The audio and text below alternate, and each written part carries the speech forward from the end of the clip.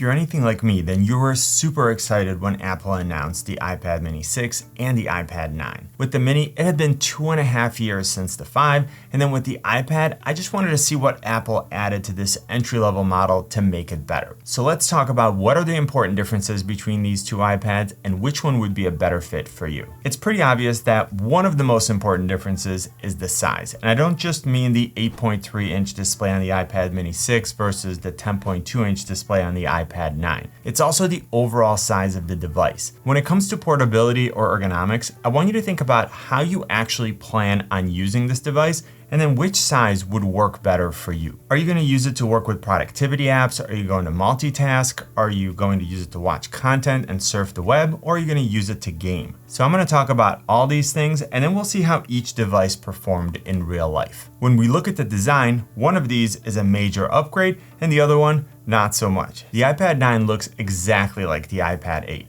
Other than the fact that the bezels are black on both iPad 9 models and that there isn't a rose gold version. We're still getting the larger bezels on the top and the bottom. We have a home button with the previous generation Touch ID for biometric authentication. We have volume up and down controls on the side, and we still have the Lightning port at the bottom with speakers on each side. When we get to the iPad mini 6, Apple did a complete redesign, and now instead of looking like a miniature version of the iPad, it looks like a smaller version of the iPad Air 4. We've got rounded corners, squared off edges, and we also have smaller bezels all the way around.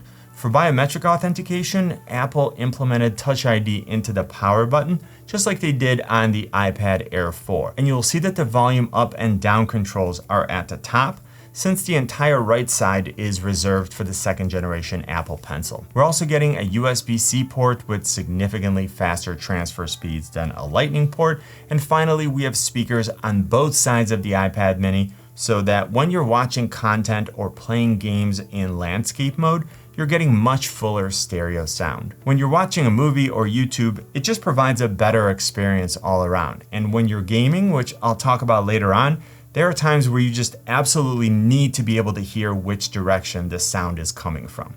Now, one advantage of the iPad 9 is that it still comes with a 3.5mm headphone jack. So you can use it with wired headphones or a headset. With the iPad mini 6, you can use wireless headphones, or you can get a USB-C to 3.5mm adapter or a USB-C hub. And when looking at the displays themselves, there's quite a bit of difference, and not just in terms of size and resolution, but actually the type of displays as well. So the Mini 6 comes with a Liquid Retina 8.3-inch display with a resolution of 2266 by 1488 versus a 10.2-inch Retina display on the iPad 9 with a resolution of 2160 by 1620. Both are 60Hz displays with 500 nits of max brightness, and both are True Tone displays. So the iPads are able to detect the color of the ambient light in your environment and then adjust the colors on the displays so that white always appears as white rather than yellow or blue. A major difference between the two is that the iPad mini 6 has a fully laminated display versus a non-laminated one on the iPad 8. That means that with the iPad mini 6, the image looks like it's painted right on top of the display,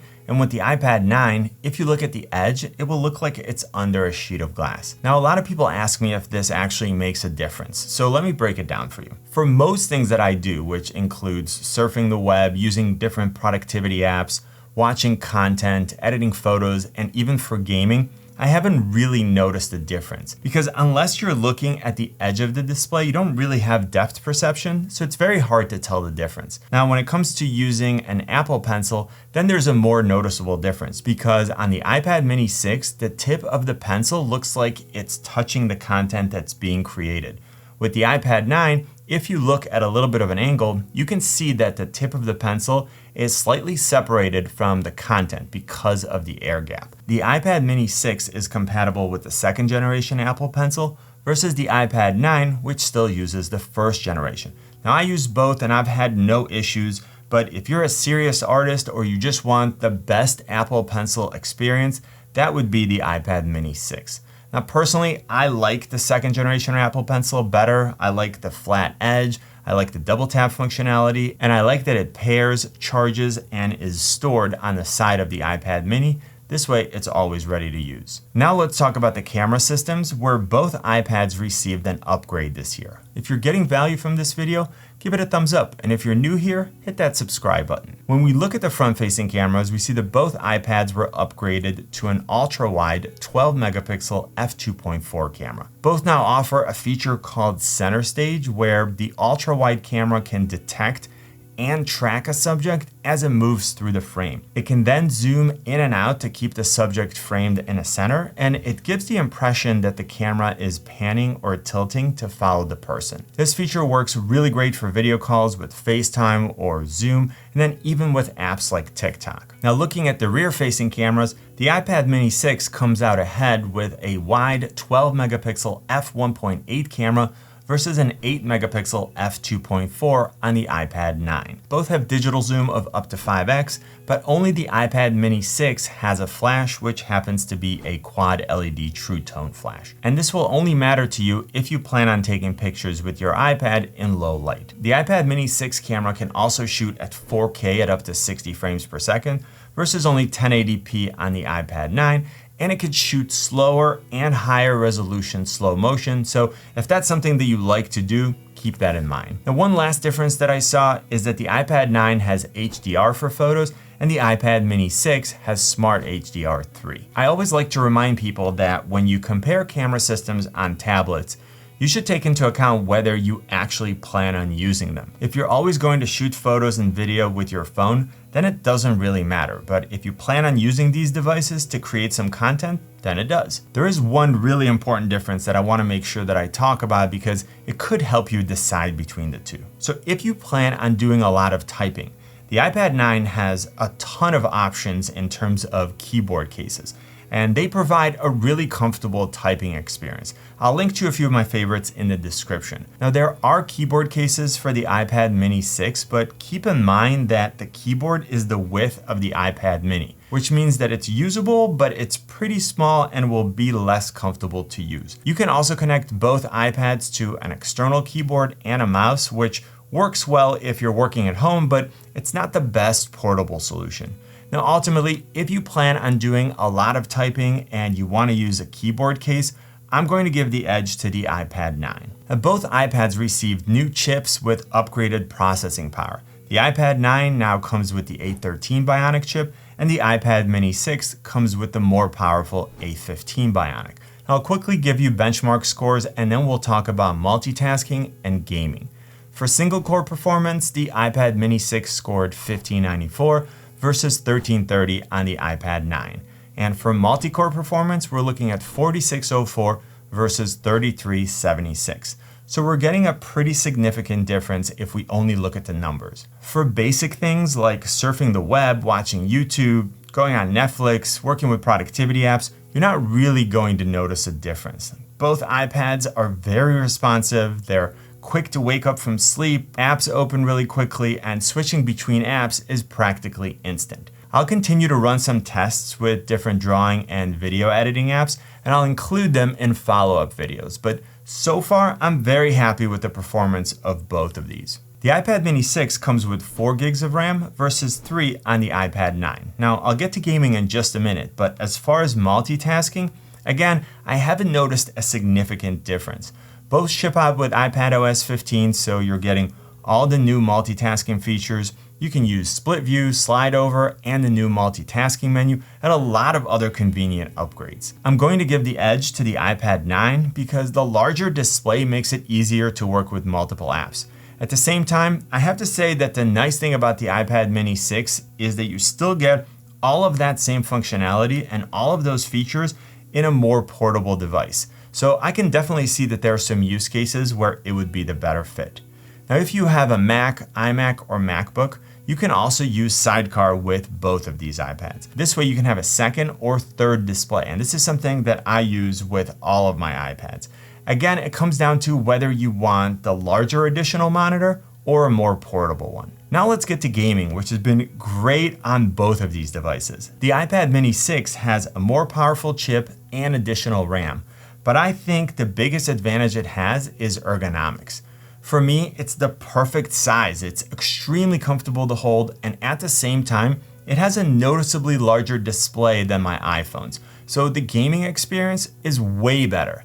The iPad mini 6 is also a great option if you're going to be doing a lot of mobile gaming and you want a more portable device. Now, if I'm connecting a controller and then essentially just using the iPad as a display, then I prefer the larger display on the iPad 9. So I recommend that you think about how you plan on gaming and whether you're prioritizing portability or a larger display. And when it comes to gaming audio, it's a little bit of a split decision here, because if you're going to use the built-in speakers, then the iPad mini 6 is the clear winner. Because having speakers on both sides just makes it easier to identify where sounds are coming from, which is obviously very important. Now, if you want to use a wired headset, which I always do, then things sort of shift in the direction of the iPad 9 because it has a 3.5mm headphone jack. You can use an adapter with the iPad mini 6, but it may get in the way when you're trying to handle the device. And I'd love to know in the comment section whether you game with a wired headset, a wireless one, or if you use the speakers. Now, all this talk about gaming makes me think of battery life. Both devices are rated for 10 hours of surfing the web on Wi-Fi or playing video, and then 9 hours if you're using cellular data. Now, I haven't noticed a major difference between the two, and since the devices are still very new, I'll revisit the battery life in a follow-up video. Before I get to my recommendations, let's talk about the configuration and pricing options. So both devices are offered with 64 or 256 gigs of internal storage.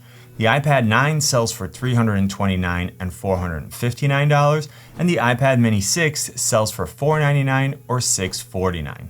There are also cellular models of both. The iPad 9 offers 4G LTE versus 5G on the iPad mini 6. For how I use my iPads, this isn't a major difference because I pretty much always have Wi-Fi everywhere I go, and when I don't, I can always tether off my phone.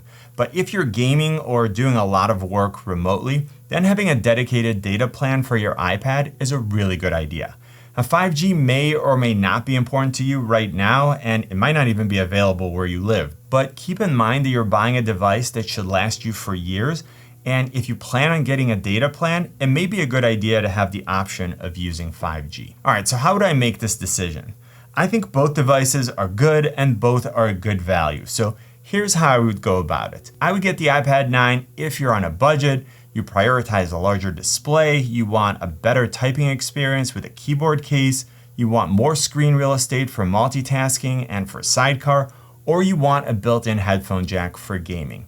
I would get the iPad mini 6 if you want a more powerful device, more RAM, if you prioritize portability, appreciate the ergonomics of a smaller device, want a better speaker system, a better rear-facing camera, if you want compatibility with the second generation Apple Pencil, a more powerful port, and if you want support for 5G. Also, one thing that I didn't realize until my first video about the Mini 6 was how many pilots watch my videos. They explained to me that this is a specific use case where the cellular model of the iPad mini with GPS is a perfect tool.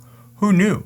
Hopefully this video was helpful. Click on my face to subscribe and then watch this video. You know what I always say? Buy it nice or buy it twice. Good luck and see you soon.